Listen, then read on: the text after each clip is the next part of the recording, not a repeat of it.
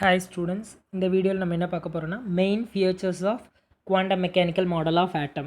இந்த quantum mechanical model of ஆட்டத்தோடைய main features என்னென்னு பார்க்க போகிறோம். Point number 1, the energy of electrons in atom is quantized. அதாவது இது ஒரு எலக்ட்ரானுடைய எனர்ஜிங்கிறது பார்த்திங்க அப்படின்னா ஒரு டெஃபினிட் அமௌண்ட் ஆஃப் வேல்யூஸை இருக்கும்.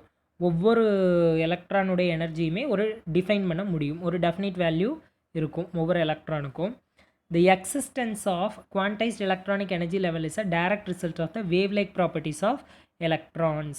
அதனுடைய அந்த எனர்ஜி லெவல்ங்கிறது என்னன்னு பார்த்தீங்க அப்படின்னா, அதாவது எலக்ட்ரானுடைய வேவ் லைக் ப்ராப்பர்ட்டிஸை பொறுத்து தான் அந்த எனர்ஜி லெவலில் வந்து எலக்ட்ரானுடைய எக்ஸிஸ்டன்ஸ் அது எப்படி இருக்குது அப்படின்னு நம்மளால் வந்து சொல்ல முடியும். The solutions of Schrödinger wave equation gives allowed energy levels. அதாவது வந்து ஸ்ட்ராடிஞ்சர் ஈக்குவேஷனுடைய சொல்யூஷன் வந்து ஒரு பெர்மிட்டட் எனர்ஜி லெவல், ஒரு பர்டிகுலர் எனர்ஜி லெவலில் மட்டும்தான் இந்த ஈக்குவேஷனை அப்ளை பண்ண முடியும். ஓகே, அது எல்லா எனர்ஜி லெவல்ஸ்லையுமே வந்து எலக்ட்ரானுடைய பொசிஷனை கண்டுபிடிக்கிறக்கோ அதனுடைய வேவ் ஃபங்க்ஷனை கண்டுபிடிக்கிறக்கோ நம்மளால் ஸ்ட்ராடிஞ்சர் ஈக்குவேஷனை அப்ளை பண்ண முடியாது. ஒரு பெர்மிட்டட் எனர்ஜி லெவலுக்கு மட்டும்தான். இதை நான் வந்து ஏற்கனவே ஸ்ட்ராடிஞ்சர் ஈக்குவேஷன்லேயே எக்ஸ்பிளைன் பண்ணியிருப்பேன். இப்போ பார்த்தீங்க அப்படின்னா ஒரு பர்டிகுலர் அமௌண்ட் ஆஃப் ஆர்பிட்டல்ஸில் மட்டும்தான் யூஸ் பண்ண. அந்த ஆர்பிட்டுங்கிறது என்னது? தட் சர்க்குலர் பாத், அந்த நியூக்ளியஸை சுற்றியும் இருக்கக்கூடிய அந்த சர்க்குலர் பாத்தை தான் நம்ம என்னென்னு சொல்கிறோம்? ஆர்பிட் அப்படிங்கிறோம். இப்போது நியூக்ளியஸ் இப்படி இருக்குது அப்படின்னா அதை சுற்றி எப்படி இருக்கும்? இந்த மாதிரி நிறைய சர்க்குலர் பாத் இருக்கும். இந்த சர்க்குலர் பாத்தில் தான் எலக்ட்ரான்ஸ் வந்து மூவ் ஆகிட்டு வரும். இதை தான் என்னென்னு சொல்கிறோம்? ஆர்பிட் அப்படின்னு சொல்கிறோம். இந்த சர்க்குலர் பாத்துக்கு தான் பேர் என்னது? ஆர்பிட். ஓகே, இந்த ஆர்பிட்டில் வந்து அந்த எலக்ட்ரானுடைய மோஷன் எப்படி இருக்குது அப்படிங்கிறதுக்கு வந்து ஒரு பர்டிகுலர் எனர்ஜி லெவலுக்கு மட்டும்தான் நம்ம அப்ளை பண்ண முடியும். ஸ்ட்ராடிஞ்சர் ஈக்குவேஷனை எல்லா எனர்ஜி லெவல்ஸுக்கும் அப்ளை பண்ண முடியாது. According to Heisenberg's uncertainty principle, the exact position and momentum of an electron cannot be determined with absolute accuracy. அதாவது நமக்கு வந்து ஹெய்சன்பர்கோட பிரின்சிபல் என்ன சொல்லிச்சு அப்படின்னா, ஒரு எலக்ட்ரானுடைய எக்ஸாக்ட் பொசிஷனையும் மொமெண்டமையும் நம்மளால் அப்சல்யூட் அக்யூரஸியோட கண்டுபிடிக்க முடியாதுன்னு சொல்லிச்சு. அப்போது அதனால் குவாண்டம் மெக்கானிக்ஸில் வந்து புதுசாக ஒரு கான்செப்ட் ஒன்று இன்ட்ரடியூஸ் பண்ணாங்க. அது என்னென்னு பார்த்தீங்கன்னா ஆர்பிட்டால். ஆர்பிட்டாலுங்கிறது என்னன்னு சொல்கிறேன். ஆர்பிட்டாலுங்கிறது என்னென்னா, it is a 3-dimensional space in which the probability of finding the electron is maximum. அதாவது எலக்ட்ரான் எந்த இடத்துல இருக்கிறதுக்கு அதிகமான ப்ராபபிலிட்டி, அதிகமான வாய்ப்பு இருக்குதுன்னு சொல்கிறோமோ அதை தான் என்னென்னு சொல்கிறோம்? ஆர்பிட்டால். அந்த இடத்த தான் என்னென்னு சொல்கிறோம்? ஆர்பிட்டால் அப்படின்னு சொல்கிறோம். இந்த ஆர்பிட்டால்னு சொல்கிற அந்த இடத்துல தான் எலக்ட்ரான் அதிகமாக இருக்கிறதுக்கு வாய்ப்பு இருக்குது. இப்போ ஏன்னு பார்த்தீங்கன்னா, இப்போது நியூக்ளியஸ் இப்படி இருக்குது, சர்க்குலர் பார்ட், அதாவது ஆர்பிட் இப்படி இருக்குன்னா இந்த ஆர்பிட்டில் அந்த எலக்ட்ரானுடைய மூவ்மெண்ட் எப்படி இருக்கும்?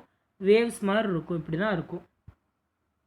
அப்போது அந்த எலக்ட்ரான் எந்த பொசிஷனில் இருக்குது அப்படிங்கிறத நம்மளால் கரெக்டாக சொல்ல முடியாது. அப்போ அந்த எலக்ட்ரான் இந்த இடத்துல இருக்கிறதுக்கு அதிகமான ப்ராபபிலிட்டி இருக்குது அப்படின்னா அந்த இடத்த என்னென்னு சொல்கிறோம்? ஆர்பிட்டால் அப்படின்னு சொல்கிறோம். இந்த சர்க்குலர் பாத்தை என்னென்னு சொல்கிறோம்? ஆர்பிட் அப்படின்னு சொல்கிறோம். அப்போ ஹெய்சன்பர்க் பிரின்சிபல் சொன்னது என்னென்னா, எக்ஸாக்டாக அக்யூரேட்டாக சைமல்டேனியஸாக கண்டுபிடிக்க முடியாது பொசிஷன் அண்ட் மொமெண்டம். அதனால தான் அது எந்த பொசிஷனில் இருக்குங்கிறது ஈஸியாக கண்டுபிடிக்கிறதுக்காக குவாண்டம் மெக்கானிக்ஸில் இந்த ஆர்பிட்டாலுங்கிற கான்செப்ட் வந்து இன்ட்ரடியூஸ் பண்ணாங்க. The solution of Schrödinger wave equation for the allowed energies of an atom gives the wave function psi, which represents an atomic orbital. இந்த பாயிண்ட்டும் நம்ம ஏற்கனவே அங்கே பார்த்தோம். அதாவது வந்து ஒரு அலவுட் எனர்ஜி லெவல்ஸுக்கு மட்டும்தான் ஸ்ட்ராடிஞ்சர் ஈக்குவேஷனில் சொல்யூஷன்ஸ் நம்மளால் கண்டுபிடிக்க முடியும். அந்த சொல்யூஷன் எதை கொடுக்கும்? வேவ் ஃபங்க்ஷன் வேல்யூஸை அதிலேருந்து கண்டுபிடிக்க முடியும். இந்த வேவ் ஃபங்க்ஷன் வேல்யூஸ் எதை மென்ஷன் பண்ணுது அப்படின்னா அட்டாமிக் ஆர்பிட்டாலாக ரிப்ரசன்ட் பண்ணுது. இப்போ தான் நான் சொன்னேன், ஆர்பிட்டாலுங்கிறது என்னது? எலக்ட்ரான் எந்த இடத்துல இருக்கிறதுக்கு மேக்ஸிமம் ப்ராபபிலிட்டி இருக்கோ அதுதான் ஆர்பிட்டால்னு சொல்கிறோம். இப்போ அந்த அட்டாமிக் ஆர்பிட்டாலுங்கிறது ஒரு ஆட்டத்தில் எலக்ட்ரான் மேக்ஸிமம் இருக்கிறதுக்குண்டான ப்ராபபிலிட்டி உள்ள position. The wave nature of electron present in an orbital can be well defined by the wave function psi. எலக்ட்ரானுடைய அந்த வேவ் நேச்சர் உள்ள எலக்ட்ரான் எந்த இடத்துல ப்ரெசென்ட்டாக இருக்குது அப்படிங்கிறத வந்து எந்த வேல்யூ வச்சு நம்மளால் டிஃபைன் பண்ண முடியும்? psi வேல்யூஸை வச்சு நம்மளால் சொல்ல முடியும். The wave function psi itself has no physical meaning. இந்த சைங்கிற இந்த வேவ் ஃபங்க்ஷனுக்கு வந்து எந்த ஒரு ஃபிசிக்கல் மீனிங்கும் கிடையாது.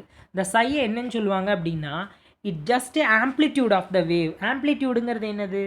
இப்போது ஒரு வேவ் இப்படி இருக்குது அப்படின்னா இந்த எப்படி மூவ் ஆகும்? இப்படி மூவ் ஆகும். இதுதான் வேவோட moment.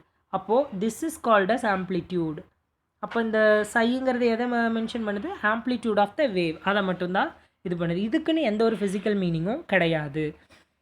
However, the probability of finding the electron in a small volume dx, dy, dz around a point x, y, z is proportional to modulus of psi of x, y, z square into dx, dy, dz. அதாவது என்ன சொல்கிறாங்க அப்படின்னா, the probability of finding the electron ஒரு particular வால்யூமில் வந்து XYZங்கிற பாயிண்ட்டை சுற்றியும் இருக்கக்கூடிய அந்த எலக்ட்ரானுடைய ப்ராபபிலிட்டி எதுக்கு directly ப்ரொபோஷ்னல்னா psi of x, y, z the square modulus of psi of x, y, z ஸ்கொயருக்கு டைரக்ட்லி ப்ரொபோஷ்னல்னு சொல்கிறாங்க. இதில் என்னன்னு பார்த்தீங்கன்னா சைக்கு எந்த ஃபிசிக்கல் மீனிங்கும் கிடையாது, பட் சை ஸ்கொயருக்கு மீனிங் இருக்குது. இந்த சை ஸ்கொயருங்கிறது எதை ரெப்ரசன்ட் பண்ணுது அப்படின்னா ப்ராபபிலிட்டி டென்சிட்டி. ப்ராபபிலிட்டி டென்சிட்டிங்கிறது என்ன அப்படின்னா எந்த இடத்துல எலக்ட்ரான்ஸ் வந்து அதிகமாக இருக்கும், இந்த டென்சிட்டி ஆஃப் த எலக்ட்ரான் எந்த இடத்துல அதிகமாக இருக்குங்கிறது வந்து நம்மளால் எந்த வேல்யூஸை வச்சு சொல்ல முடியும்னா சை ஸ்கொயர் வேல்யூஸை வச்சு சொல்ல முடியும், XYZ கோஆர்டினேட்ஸை பொறுத்து. அப்போது அந்த ப்ராபபிலிட்டி டென்சிட்டி வேல்யூக்கு இது வந்து டைரக்ட்லி ப்ரொபோஷ்னல்னு சொல்கிறாங்க. அப்போது சையை வச்சு நம்மளால் வந்து it just a wave function, இதுக்கு ஃபிசிக்கல் மீனிங் இல்லை, பட் சை ஸ்கொயருக்கு மீனிங் இருக்குது. ஏன்னா அந்த சை ஸ்கொயருங்கிறது என்னது? It is electron probability density function. எலக்ட்ரானுக்கான மேக்ஸிமம் ப்ராபபிலிட்டி சை ஸ்கொயரை வச்சு நம்மளால் சொல்ல முடியும் எந்த இடத்துல எலக்ட்ரான் அதிகமாக இருக்கும் அப்படிங்கிறது. ஓகே, இந்த சை ஸ்கொயர் வேல்யூ பார்த்திங்கன்னா இந்த ப்ராபபிலிட்டி டென்சிட்டி வேல்யூ வந்து எப்போவுமே பாசிட்டிவாக இருக்கும். அது ஏன் எப்போவுமே பாசிட்டிவாக இருக்குது? இப்போது சை ஸ்கொயர்னு சொல்கிறாங்களா, இப்போ இதுக்கு பாசிட்டிவ் வேல்யூன்னு வச்சுக்கோங்க, ப்ளஸ் இன்ட்டு ப்ளஸ் என்ன ஆகும்? It gives the positive value. இதுவே இது மைனஸ் வேல்யூவாக இருந்தால் மைனஸ் இன்ட்டு மைனஸ் என்ன ஆகும்? It gives the always positive. Minus into minus also positive. அதனால் எப்போவுமே சை ஸ்கொயர் வேல்யூ எப்படி தான் இருக்கும்? பாசிட்டிவாக தான் இருக்கும். ஓகே, இதுதான் குவாண்டம் மெக்கானிக்கல் மாடல் ஆஃப் ஆட்டத்துடைய மெயின் ஃபியூச்சர்ஸ். Thank you students.